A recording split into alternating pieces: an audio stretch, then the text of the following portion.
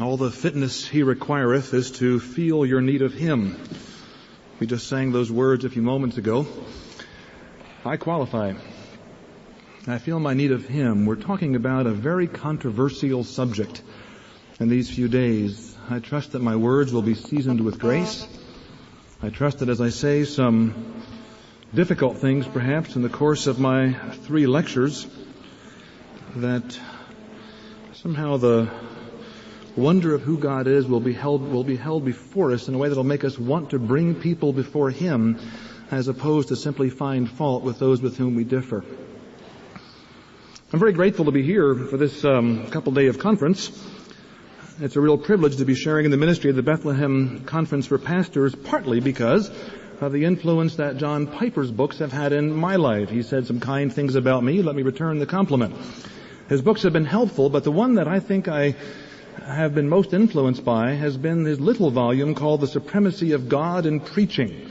When I first read that about 1.5 years or maybe 2 years ago, I have since required it of all my counseling students, and I have done that for a very definite reason. I would like to see a trend reversed in the entire field of what's called Christian counseling. It seems to me that we're right to wonder whether counseling, as we know it largely in evangelical circles today, is making as much of God as needs to be made. What does it mean to honor the supremacy of God in counseling? Is the question I began to consider as I read John's book on the supremacy of God in preaching. Let me tell you a little bit of where I'm coming from. I don't think you understand a preacher unless you know something about him, maybe. Let me tell you about a few things the Lord's been doing in my life as introduction to what I want to be talking to you about these few days together. Some of you perhaps know, last March 3rd, United Flight 585 from Denver to Colorado Springs never made it. It crashed. 25 people were on board, 4 crew members and 21 passengers. My only brother was on that flight, and all 25 died that day on March 3rd. After the death of my brother, I of course shed many, many tears, and still do on occasion. But 2 weeks after Bill died, on March 17th, it was a Sunday, I remember telling my wife, honey, there are tears inside of me that I have not yet cried. You know what that means? Have you ever sensed something stirring within you? You're not sure what it is, but it feels important. And John White has a book called Changing on the Inside. Not a terribly original title in my view. In that book, he talks about repentance as sometimes a process that can be likened to an earthquake. There seems to be a collision of internal forces that begins to come about in your life, and you're not sure what's going on. But if you pay attention to what the Spirit of God might be doing in deep parts of your soul, then eventually it breaks forth in a mighty work of repentance. Well, I wasn't sure what was happening inside of me, but I knew that there were tears that had not yet been shed, but I wasn't sure their source. I knew it was something deeper, if that can be imagined, than the death of my only brother.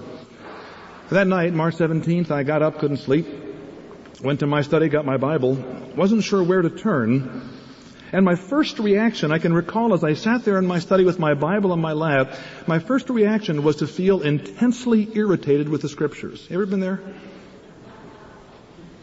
Because the questions I was asking, I wasn't sure if God was answering. And it made me mad. And I began to think and pray about that. And somehow the tears began to come. The dam broke, and the tears, the sobs, convulsive sobbing, perhaps unlike anything I've known in my 47 years, seemed to come. And I can recall just about shrieking in the presence of God at about 1 or 2 in the morning and saying, Lord, I'm aware that life is an unmanageable mess. And I can't seem to find the principles in your word to organize my life so I can get it together the way I want. And after pondering that sort of thinking for a little bit of time, the sentence came out of my mouth that I doubt if I'll forget very soon. And the words were these: Lord, I know you're all that I have, but right now I don't know you well enough for you to be all that I need. I want to know you better. And that began last March 17th, a new level in my intense pursuit of what it means to know the Lord. And it also has triggered an intense preoccupation with whether our counseling understanding, whether our methodology, whether our theorizing, whether the kind of things that we're doing in evangelical churches really is pursuing God in an appropriate way. And I've come to wonder if rather than pursuing God, we're instead using Him to solve our problems and making the resolution of our problems the great priority by which we judge whether God is being faithful at any given moment. Every Bible-believing pastor wants to know that the counseling that he himself provides and the counseling activities within his church, as well as the counseling resources to which he may refer people in his congregation, are all God-centered and Christ-honoring and thoroughly biblical. We all want that. Don't you all have a bunch of questions about that? I do. I was in England a little while ago, and a counselor there said, "You folks in the States are so far ahead of us in the field of counseling. Couldn't you import much of what you have to the UK?" And my response was, "You wouldn't want a great deal of it." And not said angrily, I hope, but said with a real concern, what is happening in counseling circles that really reflects a thoroughly biblical approach? Let me, by way of introduction to the topic of codependency, which I'll get to in a bit, but let me, by way of introduction, suggest that when I use the phrase thoroughly biblical to describe a counseling approach, I mean several things. This is all by way of introduction. Be patient as I wade through some of this material. By thoroughly biblical, I mean that counseling, among other things, number one, regards personal sin as always a more serious problem than personal woundedness. That is not to deny the severity of personal wounds and the assaults on a person's soul that come from being sinned against and abused miserably. But in every instance, there's a worse problem than whatever abuse I've suffered in my life. About a year and a half ago, a lady approached me when I was doing a seminar. And she said to me in the course of about an hour-long chat that we had, she said, "I have a real problem. I'm here with a friend of mine who has been my counselor for the past 10 years. And as we left your seminar, a week-long seminar, as we left your seminar tonight, or last night rather, to go back to our motel room, my friend said to me, I don't want you talking to me about your problems tonight. I have all that I can handle of my own for this evening. The seminar has stirred up some concerns within me, and I can't handle the burdens of your life right now, so please will you leave me alone tonight?" The woman who was talking to me said that I know I should be able to do that, but something inside of me felt terribly betrayed. Something inside of me felt like, has this woman ever cared about me? And I don't know if I can accept the fact that she's not here for me now, because I'm a badly hurting person and I need somebody to be here for me. Can you help me deal with the fact that I know I should accept that as a reasonable request on my friend's part, who has been such a faithful counselor and friend to me for the past literally 10 years? In the course of conversation that she led to some degree, she told me the following two incidents, and I don't mean to, as I tell you these incidents, to bring up a couple of horror stories. We all have 1,000 we could share, so the purpose of this is not to shock, because I'm sure if you talk to people, you're pretty well past shock. But she said this to me. She said, when I was a little girl from ages 5 to 10, my father sold me to the landlord for rent every month. And the landlord was into satanic ritual abuse, and I spent a day every month for 5 years of my life, ages 5 to 10, being abused by this man. Sexually abused in a variety of ways, the details of which are really too horrible to mention publicly. And she said the worst of it all was when Dad would take me to the landlord and stop in front of his house before he would invite me to get out of the car and lead me to this man. He would lift me on his lap, 5, 6, 7, 8, 9, 10-year-old girl, and hold me and tell me how grateful he was for the help I was providing for the family. That was the worst part, she said. Is she wounded? Is she scarred? Does she have any trouble with her identity as a valued woman made in the image of God? Sure she does.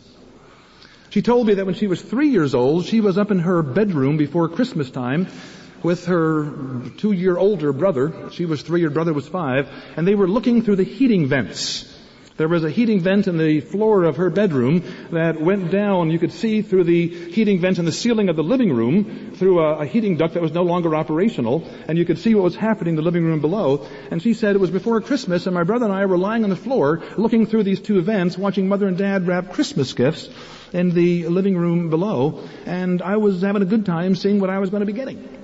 Well, Mother left the room, and I wasn't paying attention to Mother. I was looking at the gifts, and Mother came upstairs, and when she saw Brother and I, although Brother by this time had left, he heard Mother coming, Mother saw me lying on the floor looking at my Christmas gifts, and what she should have done, I would suggest, what would you do if you were Mother in that situation? Wouldn't you make it into a little fun time? Say, you can't peek at those gifts. I'll let you have one now, but that's all. No more peeking. Would you spank your child for that? I wouldn't. The girl wasn't being bad in some horribly moral, wicked sense. There wasn't a foolishness within her soul showing that required discipline. It seems to me it should have been handled rather differently. Maybe I'm saying something wrong.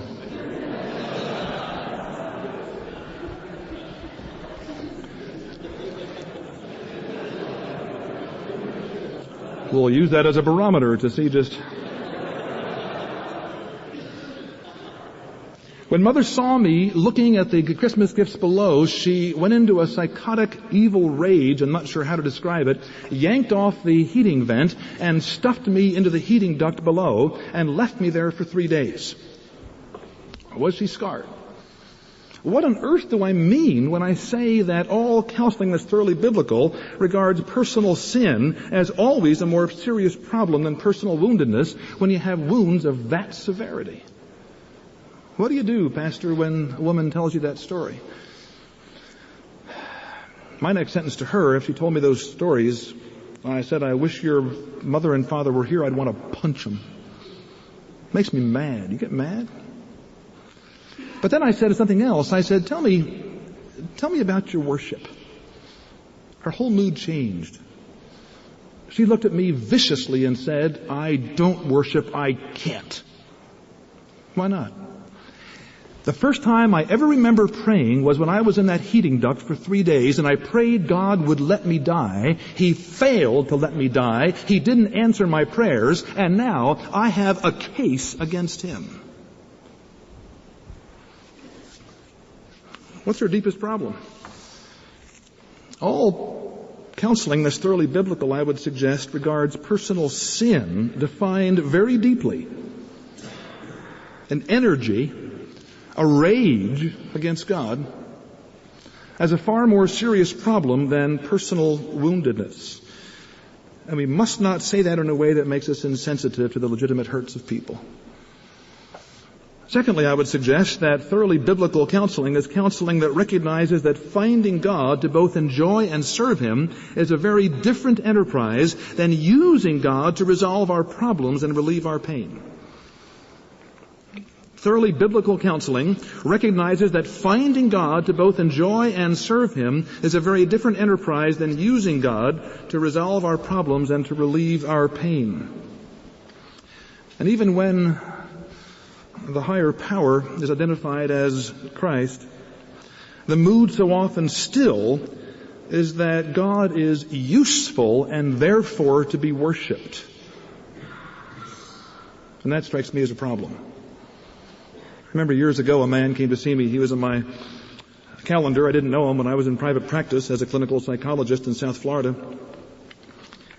And went out to greet him, brought him back in the office for my first counseling appointment. How can I help you? I said. And the man said to me, his opening sentence was this: I want to feel better quick. And I said, let me get this straight. You want to feel better quick? That's what you're asking me to help you with. He said, yes. And I said, I recommend you get a case of your favorite alcoholic beverage, some immoral women, go to the Bahamas for a month. And he said to me, are you a Christian? I said, why do you ask? He said, because your advice doesn't sound terribly biblical. And I said, the difficulty, it seems to me, is more with the question than with my advice. If what you're demanding is relief from pain as central priority and want to find some resource that on demand, under your control, will relieve pain, then I'm not sure if a sovereign God's your best bet. There are pleasures in sin for a season. Biblical counseling recognizes that finding God to both enjoy and serve Him is a very different enterprise than using God to resolve our problems and to relieve our pain. Thirdly, counseling that's thoroughly biblical affirms that biblical teaching provides a framework for thinking through every counseling problem, and that the insights of psychology can only be catalytic to our thinking, never authoritative over our thinking. Counseling that's thoroughly biblical affirms that biblical teaching provides a framework for thinking through every counseling problem, and that the insights of psychology can never be more than catalytic for our thinking, never authoritative over our thinking. And if you buy that particular position, then you take issue with the integrationists who regard the Bible and secular psychology as two equal sources of authority which you merge together to form a Christian approach to counseling. And by the way, that's very, very standard these days.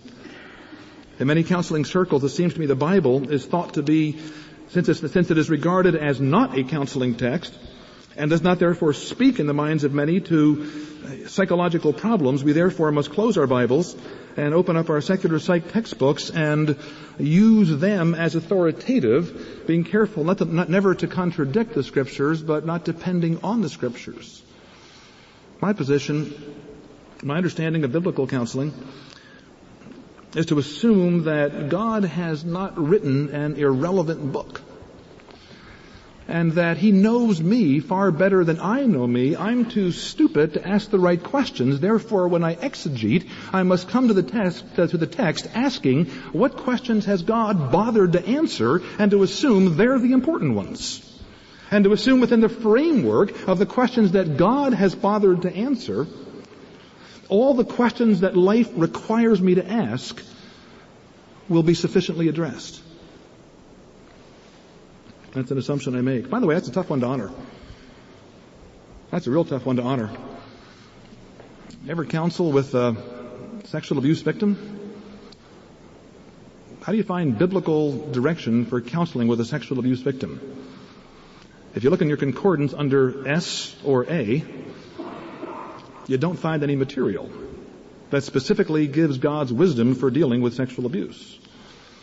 What I'm going to be suggesting, and you'll get a little flavor of it in the course of my 3 presentations, is I believe that biblical categories have implications that cover every question a counselor needs to ask. That's why I suggest that counseling that's thoroughly biblical affirms that biblical teaching provides a framework for thinking through every counseling problem. And insights of psychology are only catalytic, never authoritative. Fourth, I have 5.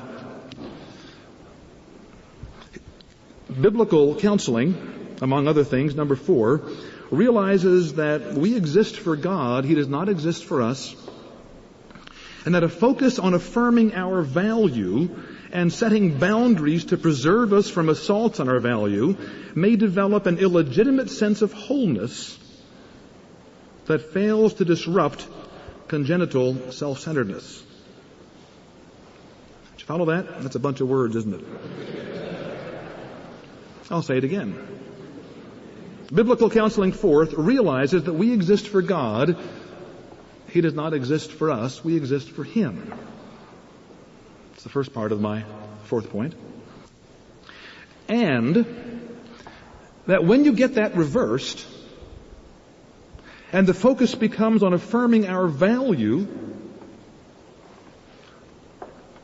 and setting boundaries to preserve us from assaults on our value, when the focus becomes affirming our value, and when we make it our priority to set boundaries that keep us from being assaulted in our sense of value, that what may develop is an illegitimate sense of wholeness that in fact does feel good.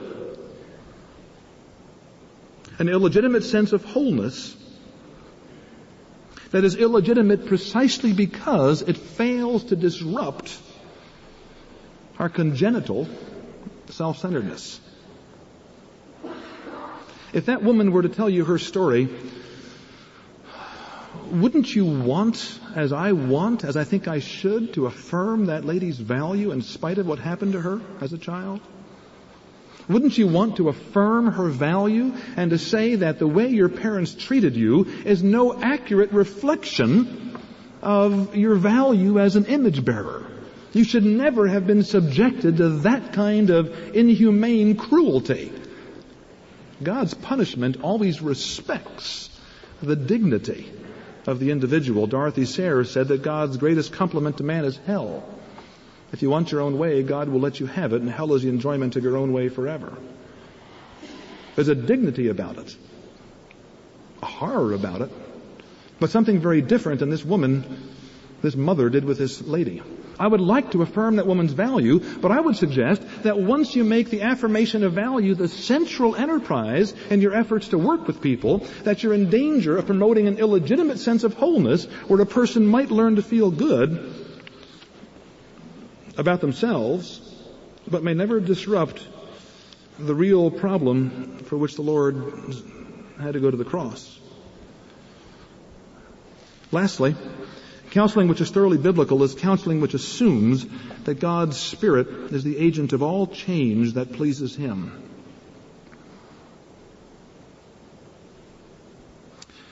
Now, to put all that more briefly, everyone here, I'm sure, wants to know that all of our counseling that we endorse as church leaders honors the Bible as true and sufficient, honors the forgiveness that's available only in Christ as the basis for restored dignity, and honors the glory of God as the central value in life.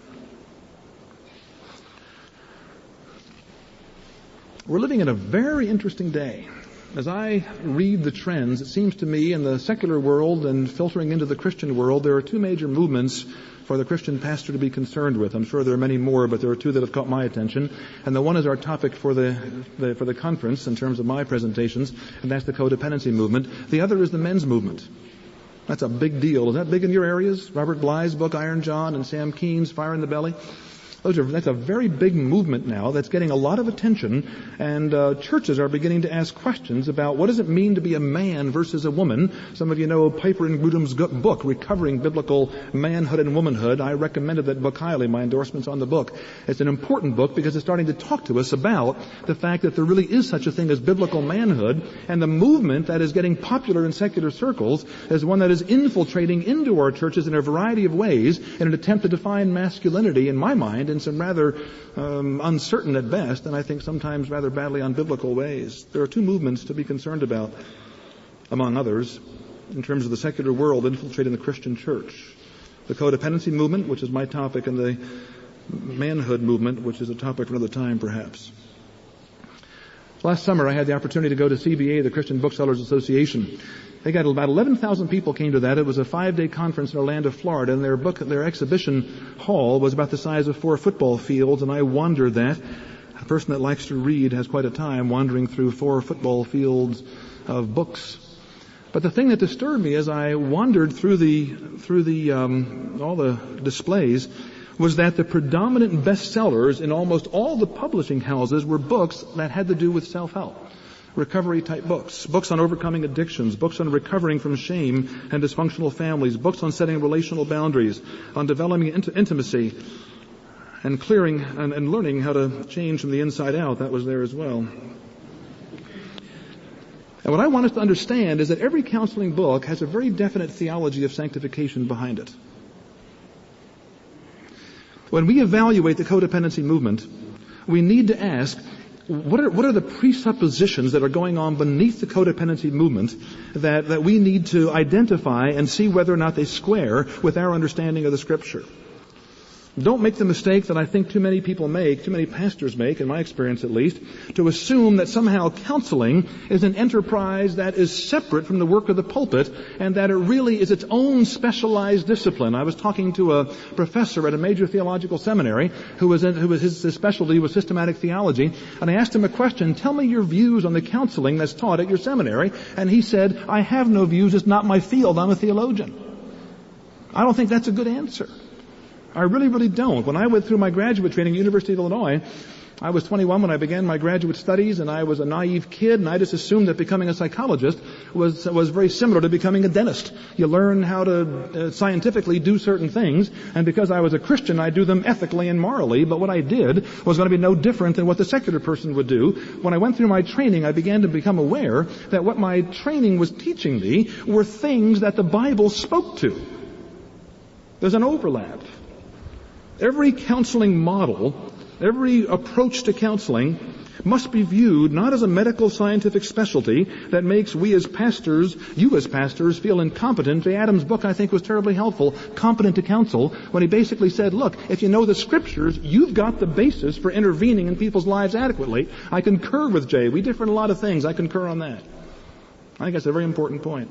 We must not regard counseling as somehow separate from the enterprise of learning the Scripture. Every counseling model has an anthropology, a view of people. They call it a personality theory, but it's an anthropology. Every counseling model has a hamartiology, a view of, if not sin, at least what's wrong with people. Every counseling model has a pneumatology, a view of the personal forces going on that move people in one direction or another. And every counseling model has a soteriology, how people can be rescued from their dilemma. Every counseling theory operates according to a theology of sanctification, what needs to be changed, and how does it occur. When we evaluate the codependency model, we need to realize that we're not looking at a way of thinking that is morally neutral. There are things that we have to be very, very concerned with. I'm going to be giving 3 talks. The rest of tonight, what I want to do is to ask the question, as John already introduced, what's wrong with people today? What's going on in the lives of people? Tomorrow, my second talk, I want to talk about the codependency movement in particular. What is the codependency movement, and what answers is it offering to people who are struggling with their problems? And then thirdly, in my last talk, I want to be talking about what I judge to be perhaps a critique of the codependency movement, raising some concerns about it, which I will be weaving throughout all of my comments, and provide some thoughts as to what might be a biblical alternative to dealing with the things that the codependency movement in fact addresses. What's wrong with people today? That's my topic for the rest of our time tonight. What's wrong with people? Now, it wouldn't be hard for me to tell a bunch of stories. All of us could get up and tell stories about people that are hurting, people that I counseled with last week that are struggling. But I'm going to go beyond that. I want to do more than say what every thoughtful, involved pastor is aware of, that people are hurting very badly. I want to go beyond saying the obvious things, that when you get into people's lives and you hear them tell their stories, you realize that how they look on Sunday morning is not how they feel the rest of the week. I want to go beyond the obvious and say that, and say more than the fact that when you look out in your congregation Sunday mornings and see couples sitting together, they probably just had a fight early that morning. It's very possible that they haven't had sex in 4 or 5 years. It's very possible that the women in your church have a history of sexual abuse, because about 40% in our culture do, and a surprising number of men have a history of sexual abuse. I want to go beyond saying the obvious things, that a fair percentage in your church are struggling with sexual perversions over which they have no sense of victory. I want to go beyond saying all those kinds of obvious things, and I want to talk about some trends in people's lives that I think are undergirding a mentality involved in many people sitting in our churches today. I see 3 trends. I want to talk about 3 trends for the rest of my time. There are 3 trends in modern thinking that are influencing people sitting under your preaching every Sunday. There are 3 trends in modern thinking that are reflected in the way people are operating and are generating their own unique sets of hurts, beyond all the obvious things about dysfunctional backgrounds and sexual abuse and marital tensions and kids that are on drugs and all the rest of the things that our people are struggling with. I want to suggest that there are 3 ways of thinking, 3 trends in the way people are thinking today that you and I as Christian leaders, and you particularly as pastors, need to take into account as you preach. I want to suggest, by the way, that as I talk about the needs of people as reflected in these 3 trends, don't want to suggest for a minute that you need to change your preaching to accommodate felt need. Nor do I think that you need to, or that you should, continue on preaching with a happy disregard of the needs of people sitting in your audience. I talked with a pastor just a month ago. He's a 75-year-old man who pastored till he was about 45 and left the pastorate to enter the academic world because he said that in my church, people wanted to come to me when I got out behind the pulpit and talk to me about their lives, and I had nothing to say. All I could give them were the tired old cliches that hadn't worked for me. I didn't know how to deal with my life, and I felt like a phony and a hypocrite, so I quit the pulpit and went to the lectern where students didn't expect me to know much about how to live. That's the way he put it.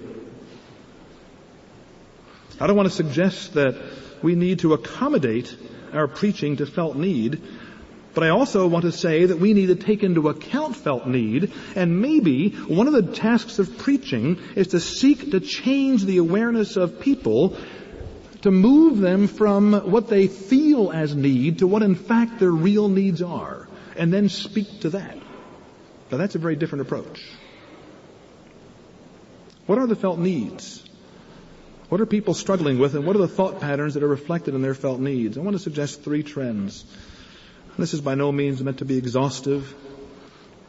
We all have our ideas from our experience. This reflects my limited sphere of experience. But I'll tell you one thing I'm really convinced of. Things are different now than they were 5 years ago. There seems to be a movement that, frankly, is scaring me to death and driving me nuts.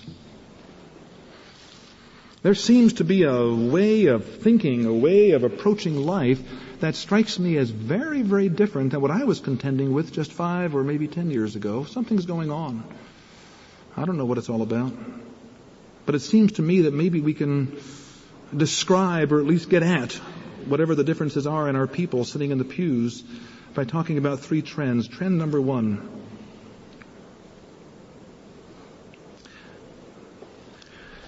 There must be a way to reduce the mystery of life to manageable categories. That's the first trend. There must be a way to reduce the mystery of life to manageable categories. I must find some way to regard the universe as an orderly arrangement that I can understand and find steps by which I can achieve whatever I want. I will go to my Bible, if I'm a Christian, and I will look for biblical principles, hoping that they are going to be the means by which I can order my life and get exactly what I want. There must be a way to reduce the mystery of life to manageable categories. I want to live in such a way where I don't have to radically depend on the goodness of God in order to make it. I want to be able to depend on some manageable approach to life that I'm guaranteed is going to result in certain things. Oswald Chambers has said that the root of all sin is the suspicion that God is not very good. I want to find some way to arrange my life. I want to find some way when my kids come into the world to know that if I do X, Y, and Z, that puts God in a position of being obligated. So I don't have to be afraid of what might happen when my kids are teenagers. I want to, when I'm choosing a mate, I want to find some way of being led by the Lord so that I can choose a mate and live with her, live with him in such a way that there are never going to be really significant difficulties. I must find some way to order my life. Last Christmas, just a few months ago, 2 months ago now, just about. Just a month ago, I guess. Are we in March?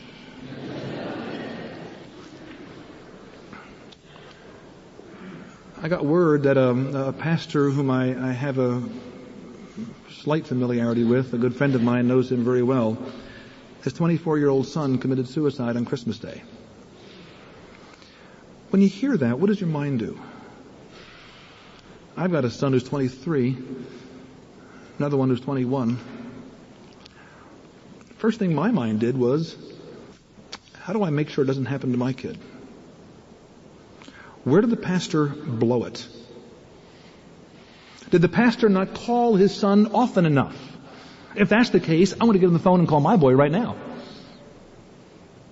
Did the pastor not write his boy often enough? Did he pester his boy with too many letters? Do you think like that? Are you as weird as I am? I trust you are. I'll feel much more comfortable. I don't know any of you, but I feel pretty comfortable that is true. I want to find some way to live my life that puts me in control. I want to find some way that I can understand Christianity so that if I do X, Y, and Z, then certain things that I desire are going to happen. Now, do you understand that when you approach life with this way of thinking, when you come into church on Sunday morning and you're saying, God, speak through my pastor so I can figure out how to handle my life, so when I do this and this and this, that what I want is going to happen, that basically you're putting yourself in a position where ultimately you become the judge of God. Does that make sense? Does that follow? C.S. Lewis put it well when he put it this way: the ancient man approached God as the accused person approaches the judge. For the modern man, the roles are reversed. Man is the judge and God is in the dock. Now, man is quite a kindly judge. If God should have a reasonable defense for being the God who permits war, poverty, and disease, man is ready to listen to it. The trial may even end in God's acquittal. But the important thing is that man is on the bench and God is on the dock. There must be a way to reduce the mystery of life to manageable categories. And your people are going to be listening to you Sunday after Sunday to see if you're going to come up with the answers. A man that I'm working with now sat in my office last week and told me over the Christmas season that his sexual addiction got the best of him, and he and his wife, they're in their late 40s, early 50s, their kids are all gone. This particular Christmas, no family was with them, and so he spent Christmas by renting 10 pornographic videos and watching them with his wife to enhance their sex life.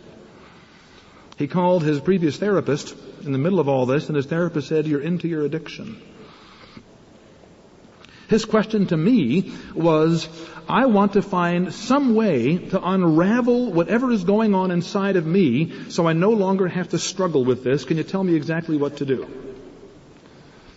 Now, he's sitting in a church of a friend of mine who preaches biblically every Sunday. Where do you suppose he's more expectant of getting help? Sunday morning from the pulpit or Wednesday morning in his recovery group? Why? How's he thinking?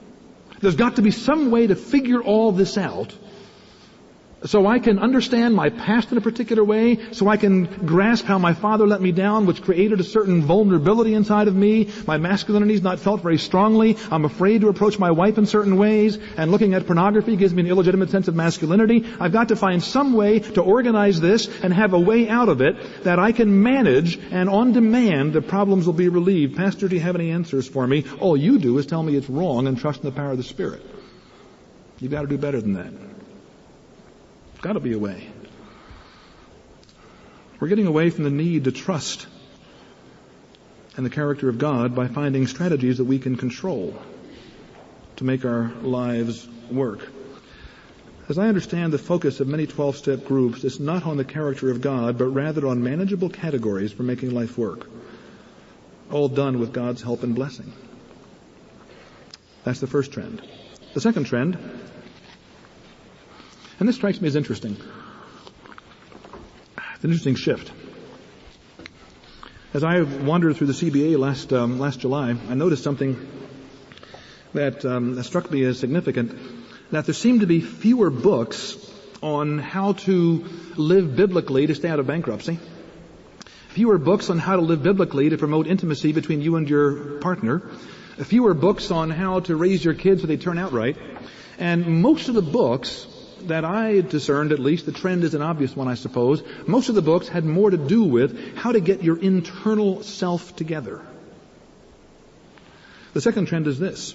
Since there are no guaranteed steps to making relationships work or to changing difficult circumstances into pleasant ones, since there are no guaranteed steps to making relationships work, and more people are acknowledging that, there are no guaranteed steps to changing difficult circumstances into pleasant ones, The only thing left to work on over which we have significant control is how we feel about ourselves. The only thing left to work on over which we have significant control is how we feel about ourselves. Your people, if they're reading any of the popular books coming from a lot of the Christian psychologists, are getting inundated with the notion that the number one priority is to find some way to restore a legitimate sense of self. And since there are no guaranteed steps, just to repeat myself, since there are no guaranteed steps to making relationships work or to changing difficult circumstances into pleasant ones, the only thing left to work on over which we have significant control is how we feel about ourselves.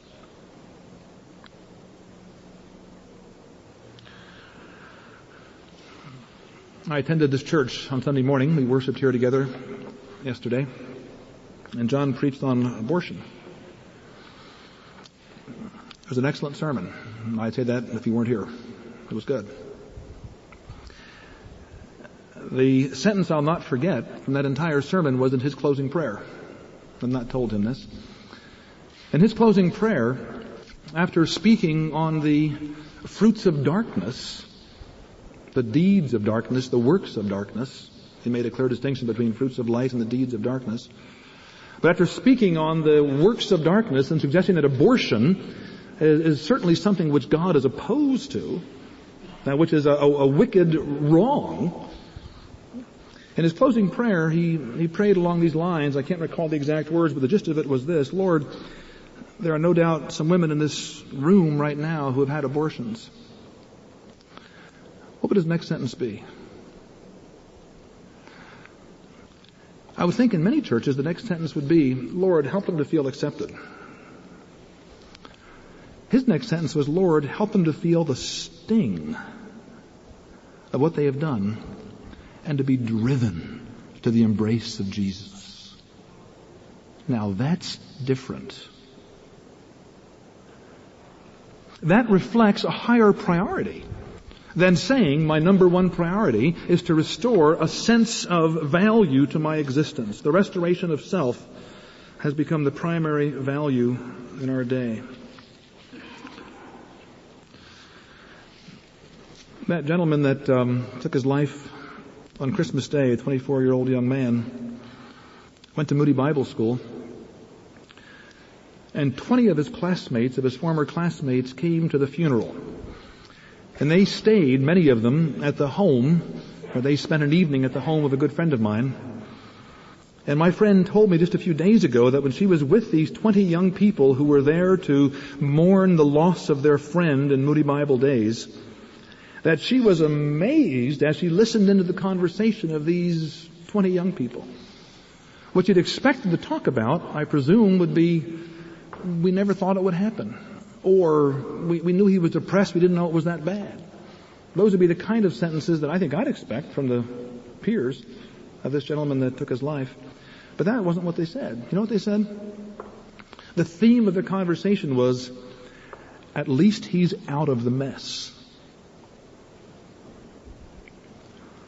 I wish I had his courage, one person said.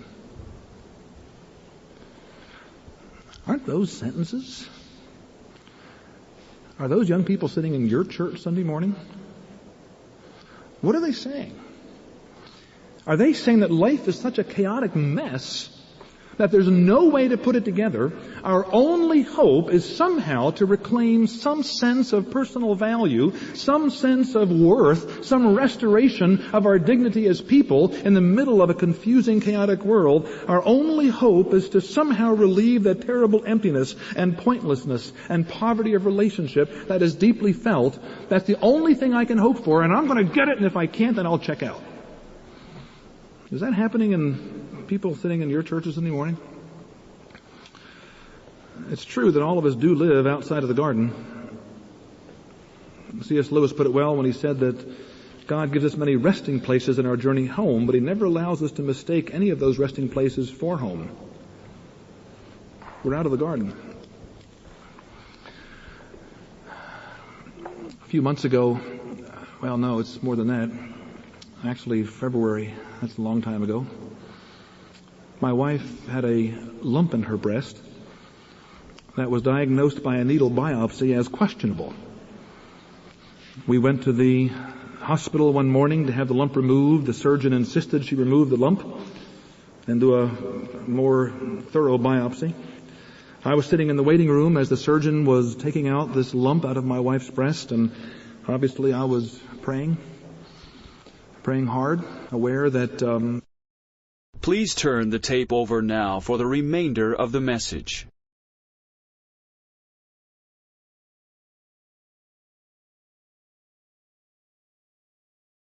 Came in the room and said, in a rather clinical manner, but I didn't care how she said it, "Everything's fine, you can take her home in half an hour, she's okay."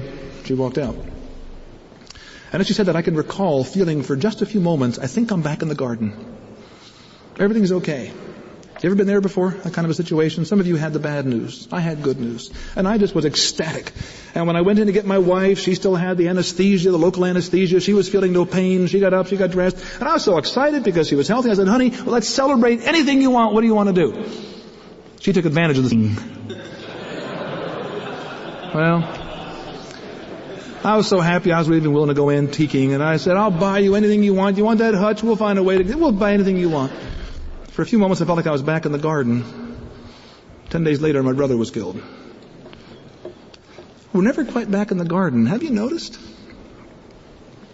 The pain of living in this fallen world is very, very real, and what our culture is doing is defining the locus of that pain fundamentally in terms of a lost sense of self. We can't figure out this mess. We can't put the mess together out there. We can't make our relationships work. Let's now define a pain that we can somehow manage. Maybe we can reduce to manageable categories. Maybe we can find some steps to recovering a legitimate sense of our identity, and let's make that the central enterprise of life. It assumes, that particular position, assumes that loss of identity is centrally rooted, as the codependency folks have it, is centrally rooted in a dysfunctional background. The reason I don't feel good about myself, the central problem, has its central cause in a background where I've been told things about myself that aren't true, where maybe I've not been put into a heating vent for 3 days, but I've been shamed and demeaned.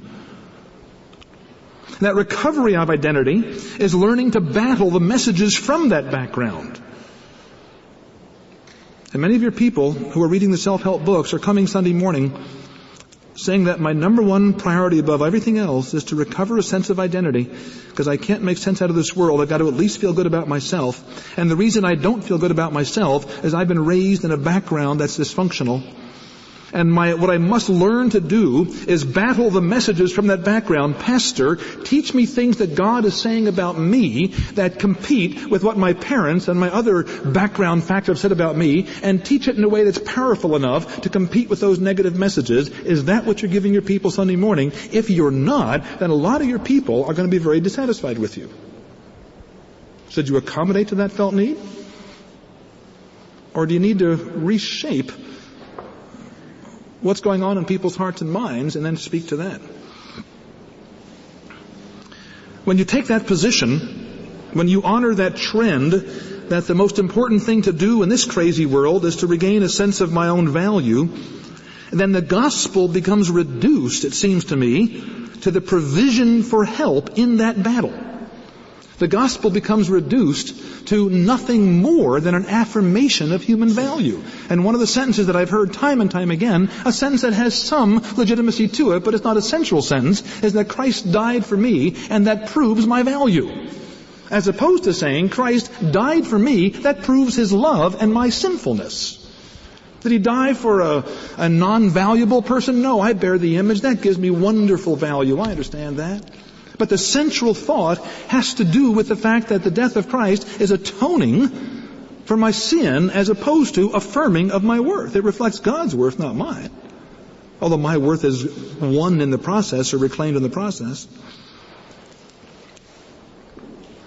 Trend number 1, find a way to manage life. Trend number 2, all that you really can manage is how you feel about yourself, so work on that. That's how a lot of folks are thinking these days. And by the way, just a little parenthesis, that's what I see in counseling all the time. Even folks who are coming from really good Bible-believing, Bible-preaching churches, when they come in my office for counseling, It almost always has to do with this. I haven't been able to make my life work. I'm really depressed. My wife has left me. I've got anorexia. I feel very discouraged about a variety of things. Real human hurts and needs to which we have to be sensitive. Needs that I struggle with. I get discouraged a lot. I struggle with things. I struggle with temptations. All of us do. I've got problems. You've got problems.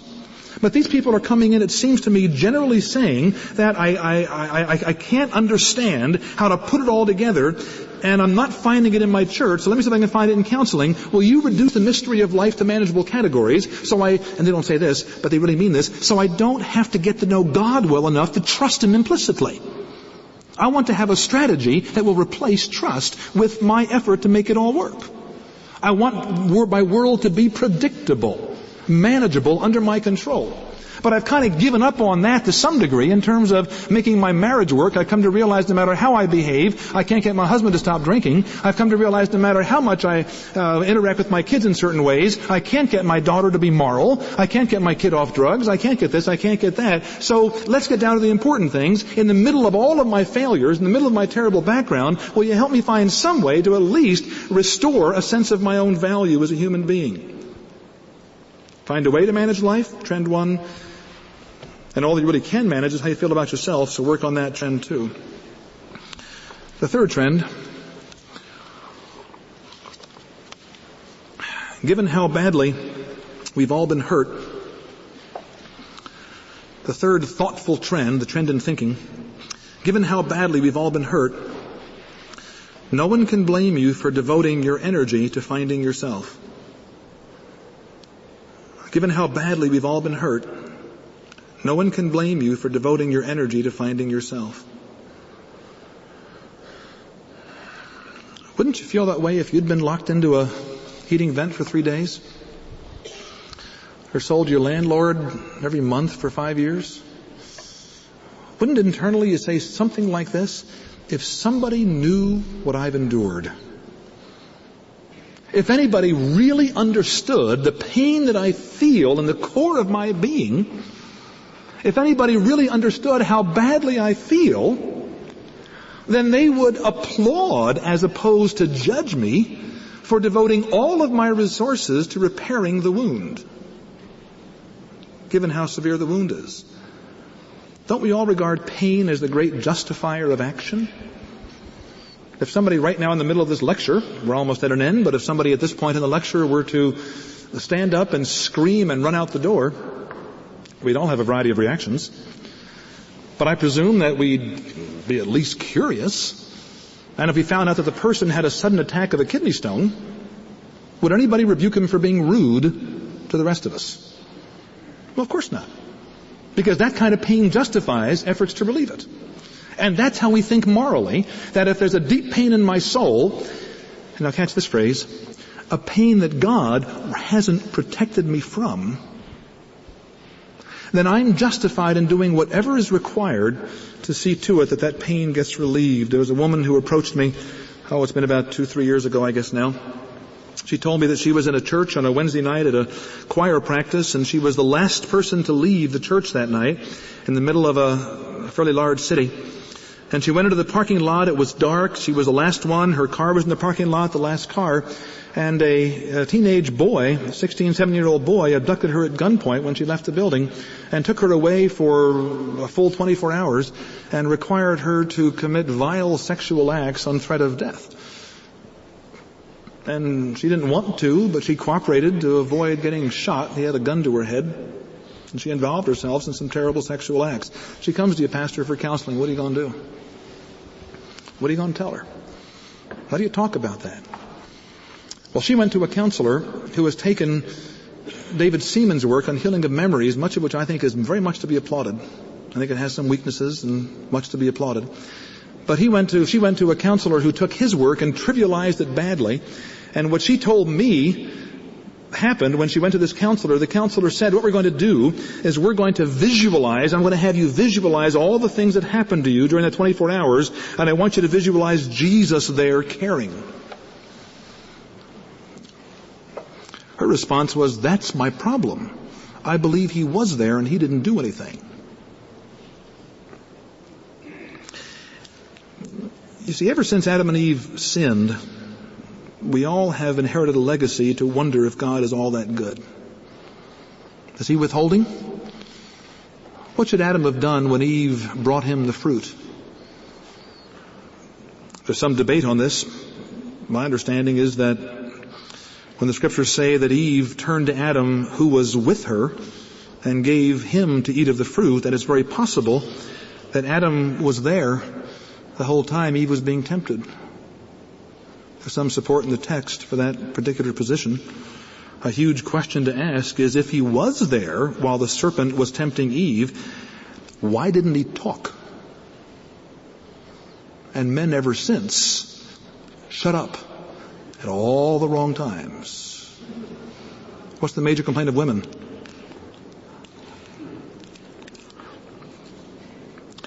When Adam was given the fruit to eat, what should he have done? Well, I don't know.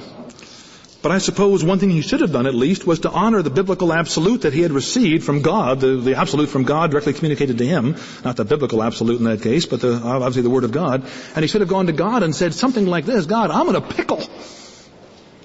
My woman has just done such and we got a problem, but I'm going to throw myself upon your goodness, and whatever you choose to do, I'm at your disposal. Rather than that, he had a better plan. He took a bite of the fruit. We have a great struggle with believing that God is good. And as a result, our basic mood is this: that my self-centered efforts to take care of my own soul are ultimately very, very justified. And Pastor, don't you dare moralize to me. Don't reduce the Christian life to moralism. Don't you tell me, given what I'm going through in my marriage, that I'm supposed to treat my wife in a particular way. Yeah, I know Ephesians 5 is coming up in your expository series, but please take into account the fact that in my particular situation, I'm justified in some very deep ways in working to preserve my own soul, given the pain that I've gone through, married to that particular woman, to that particular man. I would suggest that the people we're preaching to today in our culture are people who are thinking along these three lines. First, find a way to manage life. That's our principal purpose. Second, if you can't manage it very well, at least feel good about yourself. That's our principal priority. And third, do whatever it takes to achieve relief. That's our principal value. As I see it in our culture, because of a movement that reflects some of that thinking and appeals to people who are vulnerable to ideas growing out of that thinking, we're in danger of losing a biblical view of sin. And someone has said centuries ago that all heresy has its beginning in a weak and feeble view of sin. We see ourselves as more troubled than sinful. The cross becomes more affirmational than atoning. God becomes more useful than awesome, worthy to be called in for help, otherwise not terribly worthy of worship. Mercy becomes less valued than immediate blessing, and we therefore become more demanding than grateful. The danger within my heart is to become reactionary to these concerns, and somehow to become terribly insensitive to the reality of human suffering. Women that have been taken off for 24 hours and forced to commit terrible acts. Women that have been stuffed in heating vents for 3 days. How do we maintain real sensitivity to the reality of human suffering, but steer clear of efforts to help that reflect some of these trends in thinking that maybe have their problems biblically? Tomorrow morning's presentation, I want to look at codependency's answers to this suffering. And I want to express concern with their answers, but also, I hope, expressing sensitivity to the reality of the suffering that people are experiencing. In the last lecture, then, I'll present my understanding of how we can deal with the real needs that are going on in people's hearts. Let me pray. Father, our concern is to submit ourselves to yourself. Lord, we're grateful that as we lose ourselves in Jesus Christ, that we do find ourselves. You want us to find ourselves, but you want us to make it our priority to find you, to know you, to experience in you, to glorify you, to enter into relationship with you, somehow believing that you are fully good and that finding you will satisfy the deepest longings of our souls. Father, teach us not to come in a crass utilitarian sense to use you, demanding that you do certain things, but teach us that you're to be worshipped above everything else. And that as we seek you and find you, that many problems do go away, but some problems continue. But give us the confidence that all problems that interfere with our usefulness to you will be resolved, so that we can become even more useful for your purposes and more aware of our fellowship with yourself. Father, take these scattered and weak thoughts and use them for the blessing of your people. We pray in Jesus' name. Amen. We have a few minutes for questions. And I'm happy to entertain any questions or comments that you might have for just a few minutes. And John is sitting here to rescue me as soon as the questions become abusive. Yes, sir.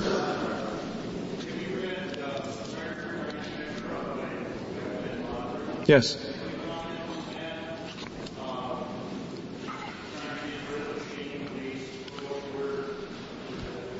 Say the last sentence again. Didn't hear your last sentence. My understanding is that he's trying to get us to get rid of the shame-based approach. Okay. Question is, have I read Jeff Van Vonderen's book, Trying Hard to Measure Up? Is that the right title? Tired of Trying to Measure Up. Jeff is a local pastor in the Minneapolis area, as I understand. We had a seminar at his church just a year or two ago. Yes, I have read the book. It's been maybe a year and a half or 2 years. I'm not sure if I can give a strong critique, but I think I do understand the basic thought that he's coming at. He's saying that the central difficulty that he wants to address is what he calls, and John Bradshaw before him and many others have called, a shame-based identity. A sense of yourself as bad on the basis of how you've been demeaned by dysfunctional background forces. The central thought in his thinking, as I understand it, and in Sandy Wilson's book, Released from Shame, and in Pat Springle's book, he's with the Rafa Rafa Hospital, mental hospital movement, Christian mental hospital movement based in Houston. All these folks are coming from the same perspective, and they're saying something that I think is addressing a very real problem, but is not central. The problem they're addressing is this: they're saying that we see ourselves as bad for illegitimate reasons. And the illegitimate reason that we see ourselves as bad is very important to realize that codependency theorists argue that we're bad because we've not been able to perform in a way that has gotten our parents to treat us in certain ways. The fact that I'm bad, I see myself as bad because I wasn't a pretty enough girl to get Dad to spend time with me. I wasn't a good enough ball player for Dad to come to my ball games, and he put me down for being a klutz and being cut from the team. And therefore, as I look in the mirror of my parents, I get these messages that I'm bad, but in fact, that message is invalid, and I see myself as bad only because I've not been able to perform in a way to get somebody to approve of me. And that's the thesis from which he operates. And I think he has a very valid point in human behavior, because you all would know, it's common knowledge, that take a child who's been sexually abused, a young girl who's been sexually abused, which is easier for her to conclude that her dad is wicked and wrong for what he's done, or that somehow she's at fault and she's bad and that's why it happened? Which is more natural to conclude from sexual abuse? The latter, right? Why? I mean, that's not true, is it? She wasn't sexually abused because she was a provocative little girl who invited her dad to molest her. She was sexually abused because her dad was wrong. He shouldn't have done that. Whatever the reasons, dynamics, and all that, her dad shouldn't have done that, and she is legitimately a victim of sexual abuse. No question about that. But my question is, why doesn't she see it that way? What is ingrained in human nature that makes a little girl conclude that somehow it's her fault? Now, I think this is what Jeff is getting at. I think he's making a valid point when he basically, or at least I'll put it in my language, maybe it's not his. My language is this, and I don't think this would be the way he put it actually, that I think that little girl concludes that she's the bad person, not merely because she's a victim. Now, she is a victim, but the reason she concludes that she's bad is because if she can conclude that the source of her pain is something that she can go to work on, then there's hope. If I can no longer be bad, if I can get better, if I can be more moral, and that's the girl who as an adult becomes the most prudish girl in the world and would never wear an article of clothing that would ever show her feminine shape or be in any way seductive. She goes so far the other way to always be totally pure that she lives under the pressure of never doing anything that might be interpreted as sensual. And she's saying, I've now found a way to preserve my soul if I can just be entirely asexual. Now, where did that come from? That attitude. I would argue that attitude essentially comes from my commitment, me being that young woman now, my commitment to find some way to make my life work. That's the energy of depravity. I believe that it's depravity, it's the energy which says, I'm going to make my life work apart from God, that requires her, that she's internally required to conclude that what is wrong here is something I can go to work on, which is me. Now I'll go to work on me. Now, I think that if that's what's happening, then I think that woman needs more for her healing than affirmation. Needs more for her healing than release from demands. Needs more for her healing than the message that because of the gospel, there are no demands on you and you are just fully accepted and that's all that you need to hear. I think she needs to hear more than that. I think she needs to hear that there's something within you that is wanting to hold this bad self-image, if you will. I don't buy the mirror view of developing a bad self-image. That I develop an image based on the mirror that I see in a person's reflection. I hold the functional view of image development, which is that a bad image has a function to preserve me somehow and keeping my soul alive in the middle of a painful world. If I acknowledge that it's dad that's bad and the world is at fault and that there really is nobody out there that I can turn to the way I want to turn to, then I'm stuck with God and the natural soul doesn't want to be there. So to me it's depravity which is interacting with victimization to lead to all of her problems, and the biblical counselor must take into account of both. And I don't think that book takes into account the side of depravity in an ongoing way. That's my major critique of the book. What else?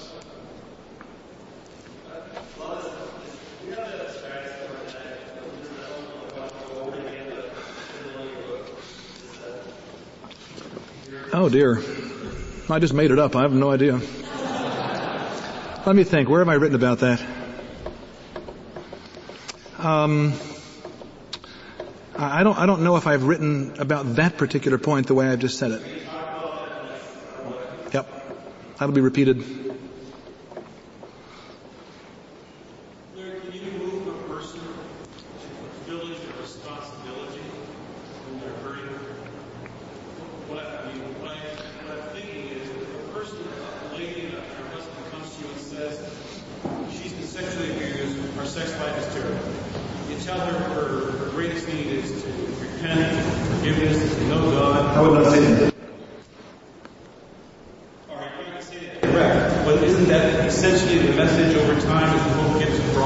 The question as I hear it is that if a person is hurting, isn't that a rather ineffective time to exhort obedience? No. What I'm trying to get across or ask is, you can't excuse the problem that they're dealing with, and there is this need to know God, as you mentioned earlier. But somewhere the husband is still saying, my sexual needs is not being fulfilled. She's hurting because she would like to fulfill him sexually, but can't. She's all messed up inside. And once she realizes, I need to know God, I need to depend upon God, and yet I want to, but every time I move towards my husband or he moves towards me, I want to throw up. Yeah. What do you do in the practical daily, you still got it, 2 minutes. The question is an awfully important question, which gets to the core of a lot of the concerns that all of us have. That just to repeat the question for the sake of those who couldn't hear, that the woman who has been badly abused, who would very much like to be there for her husband sexually, but feels an internal deadness or tightness or nausea, repulsion when she moves toward the sexual situation. What are the implications of what I'm saying in dealing with that particular woman? Is that a fair restatement of your question? Okay. And let me just say what I can in just a moment. Again, I trust the next couple lectures will address it a little bit more. But very briefly, what I would not want to be heard as saying, and I don't think you're hearing me say this, but let me just clarify, what I would not want to be heard as saying is to somehow moralize in a way which is insensitive to the fact that there are legitimate deep wounds going on in that particular woman's soul that need to be thought through. And I think that a lot of the right-wing reactionary folks in this field are coming up with a very moralistic positions and saying the issue is forgiveness, the issue is depravity, the issue is sin, you're accountable. 1 Corinthians 7 says that your body belongs to your husband and your husband's body belongs to you. Now, you can't, except for prayer and fasting, you gotta get involved sexually. Now go do it in the power of God. And I think that's just going to introduce tremendous frustration and not be healing at all. So I would not want to be interpreted as saying that at all. On the other hand, what I am suggesting is that when you get into that woman's soul, and I'm willing to get into her soul, my first sentence would not be, well, here's what you must do. My first sentence would be, I'd like to take an inside look. I think there is a value of looking beneath the surface. And looking into the core of the human soul. The Word of God is a sharp two-edged sword which divides the thoughts and intents of the heart. And that the purposes of a man's heart are like deep waters. We don't see what our real agendas are. And it's wise, it seems to me, and not psychological, but biblically required, to take a deep look into that woman's soul and to understand the processes happening within her. And to face the pain and to have her enter the reality of how badly she's been disappointed. I would have no struggle with doing any of that, and I do all of that. But in the middle of all that, what I'd be looking to expose more than the fact that she's wounded and needs healing, although I'm willing to expose that because that's true. But I want to expose that within that woundedness, there's a rage. And that rage is growing out of something other than her victimization. And that rage needs to be thought through as to what is her attitude toward God. I would argue that the central dynamic in the entire human personality is not the dynamics. John 3:16, just to make sure I'm right here. I know that's inerrant. I would argue that the central dynamic that each of us as pastors, counselors, friends, disciplers need to deal with is not the dynamic of how our dysfunctional world has wounded us, but rather the dynamic of what is happening in our attitude toward God in the middle of all that. And when that gets exposed, now you're getting into the core issues where I think issues of sin and forgiveness and repentance become apparent. And when those get dealt with, and I think there is a restoration of a sense of her own value as a woman, which then does free her to be able to move toward her husband sexually. And that might be a 10-month process. Really, he hangs in frustration a lot. Yeah, it does. And as a matter of fact, what you have to say is, my reason for living is not fulfillment.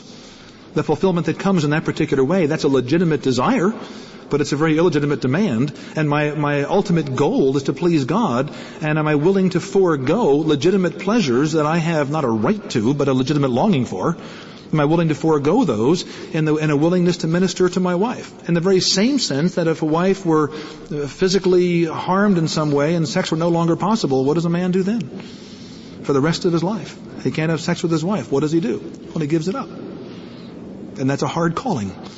And this man must give up that on behalf of his wife, if that's the right thing to do as you think things through. It might be playing into her hands in some illegitimate ways. All kind of possibilities. Time for one more real quick one. One of the things that concerns me is, I wonder, and you'll probably address this, but I wonder if some of what you said doesn't reflect maybe I would question an incomplete view of the fall. A little bit of what I'm hearing you saying is that the fall did not damage mankind psychologically. And if we just deal with the sin issue, then the whole psychology falls into place. And isn't that assuming that, one, mankind wasn't damaged psychologically in the fall? I don't think that's true biblically. Number two, I also hear you saying somewhat that sin really, when sin is done to you, it really doesn't damage you that much psychologically. And it's like we have real empathy for the person with a kidney stone who runs out and say we can understand his pain, his misbehavior. But if a psychologist, well, let's just trust God. And I'm concerned that those are weak views of the fall and of the impact of sin in our lives. Okay, the question, just to repeat for those who couldn't hear, is that am I teaching something which might reflect a weak view of the fall, that the fall did not affect man's psychological being very thoroughly, and that when man is sinned against, when little girls and little boys are badly abused, that the impact of that is not really all that profound.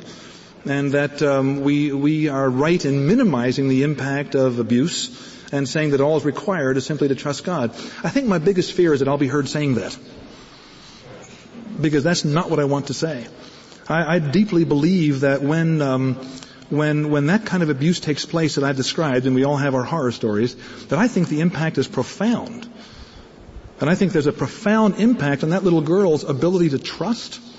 There's a profound impact on her sense of whether she can be enjoyed as a woman in a legitimate sense of that term, or that boy who's been demeaned by his shaming father is going to have a real struggle with the sense of masculinity. There's real damage to his soul, to his psychological being, whatever words you might want to use. Do I believe that those damages are very, very real? Yeah, I really, really do.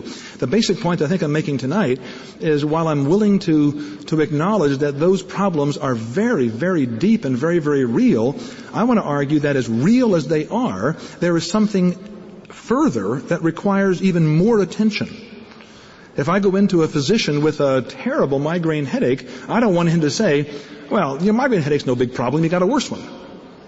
What I want him to say is, your migraine headache is killing you.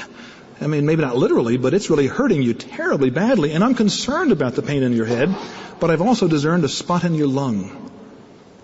And while I want to deal with that migraine, I've got a much worse problem that really needs to be dealt with. And that's what I'm wanting to emphasize. And I don't want to be heard as coming up with some sort of a simplistic, well, just trust God and things will be fine. I think it's a far more, I think ultimately that's true, but I think putting that into operation is no simple matter. It's kind of what happens between getting saved and getting glorified. We kind of learn what that's all about. And that takes a fair amount of time and a fair amount of work and a fair amount of struggle and failure and problem along the way and encouragement. So I don't want to suggest at all that there's a weakness, that the impact of the fall on my soul has been profound. I think there has been. I could tell some personal stories about things in me that I think have been very difficult. I'll tell you one real quick one. This is a simple one. It's not a very horrible story. When I was an 8th grader, I played in a Saturday morning basketball league, and my father, who was a semi-pro athlete in his day, wasn't able to come to any of my games until one Saturday when he did. And I was the tallest kid in 8th grade. I was my present height when I was in 8th grade, and I never grew since. And the ball was tipped to me. Dad was in the stands for the first time ever. The ball was tipped to me. I got the ball, and I ran down the court and sunk a layup in the other team's basket. Now, what did I feel? Does the word shame fit? Sure it does. Now, that's a minor thing next to horrible sexual abuse sorts of things, but I recall not wanting to look at my father and to see his eyes. I didn't want to do that. And I would argue that not just because of that one event, but that event as a symbol, I've had a real struggle in taking the ball in situations where I'm not sure of myself. And there's been a lot of things that I tend to avoid doing that I really am responsible to do, simply because I'm afraid I'll take the ball and put it in the wrong basket. So I figure out where I'm pretty good and stay there, which has narrowed my options some, and I've worked real hard in where I'm good. Everything else I let go. And I would argue that if I came to you and told you that and gave you my history, and if you said to me something like, well, whatever God calls you to do, just do it, whether you feel shame or not, I would say you're a very insensitive, unbiblical counselor, because the effect is far more profound in my soul than that. But I would argue that if all you do is deal with the shame and make that my central problem, then I think you've missed the point of what's happening in my life.